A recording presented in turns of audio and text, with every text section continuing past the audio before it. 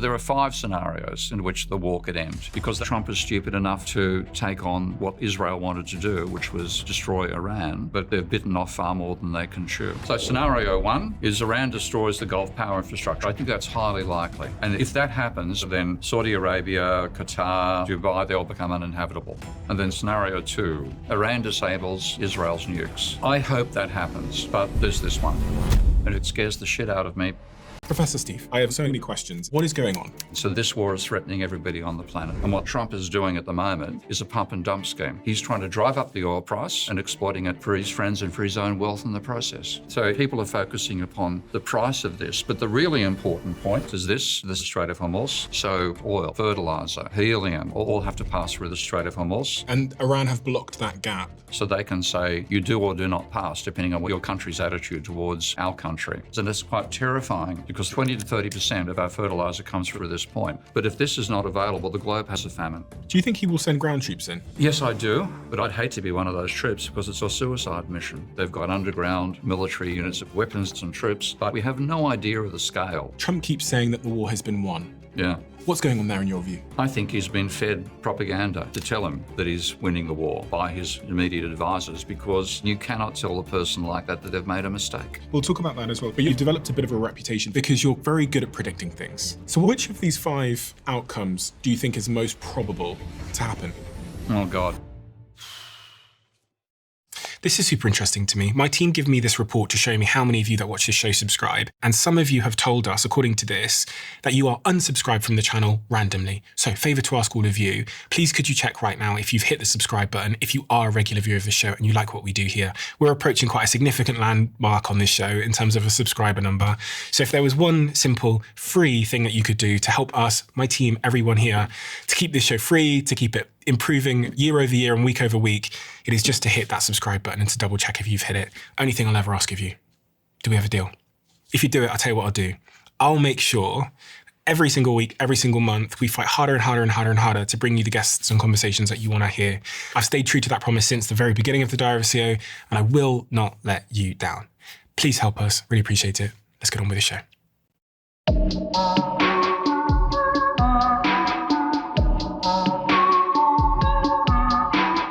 Professor Stephen, who are you? If you had to sort of distill it down to 3 areas of specialism, what would those be? History of economic thought, financial instability, so what causes volatility in the economy, and the dynamics of money. And ironically, that makes me a minority in economics because most economists ignore money completely. It's a strange thing to hear. It's ridiculous, but it's true. We'll talk about that as well today. I really want to focus on what's going on in the world right now because I have so many questions. It's all quite confusing. Extremely. And understanding the layers of motivation that, Trump has, Iran have, Israel have, is it's a difficult jigsaw puzzle to put together. I guess the question that I keep asking myself is what is going on? You can't get away from the fact that we've basically elected a mafia don to president of the United States. You've got a guy who admires the mafia, is running the country.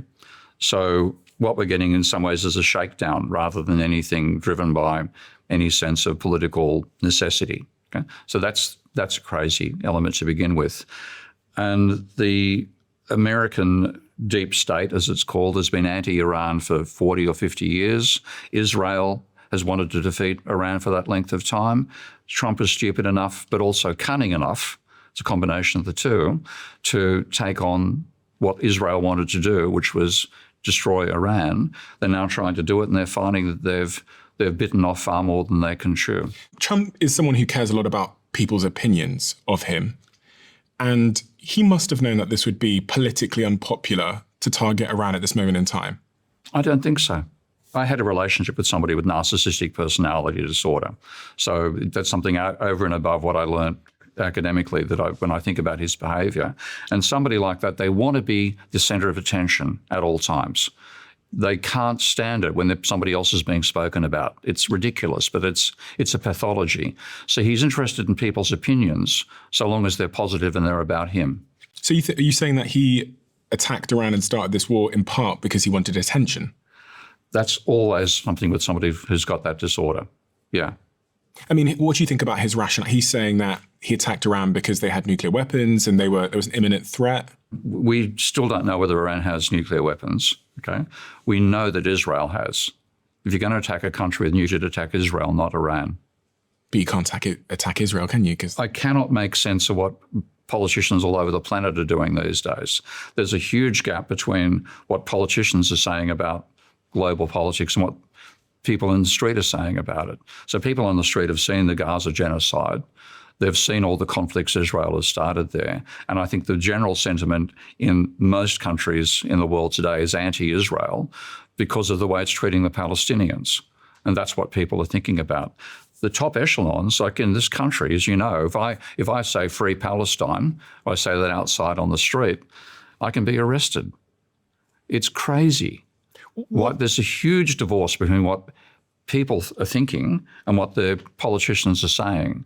And I can't give any explanation for that divorce apart from believing that Israel has something over our political leaders. What do you mean? You think they have something over our political leaders? I think we know about the whole Epstein. The way that the Iranians refer to what's happening is they say they're fighting the Epstein class. And there's belief that there's something where Epstein has been working for the Israeli intelligence service and has blackmailed worthy material on a huge range of politicians. And that's the only way that I can explain the sort of things that politicians are supporting when their populace is angry about those same policies. So you get demonstrations here, Free Palestine demonstrations, 80-year-old female vicars being arrested for saying this sort of stuff. You go back 40 years ago, there was a belief in the public and a belief amongst the politicians that Israel had a right to exist and it was all pro-Israel. And now, after 40 years, the type of abuses that have happened in Palestine have hit individual, ordinary people's attitudes to Israel. So ordinary people are saying Israel's the aggressor, Israel's making the mistakes, but the politicians are all saying it's anti-Semitic to criticize Israel.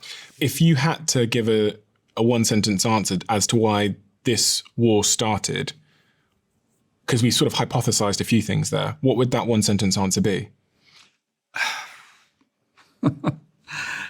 Again, this is trying to make sense of the senseless. I just think Israel wanted to destroy Iran.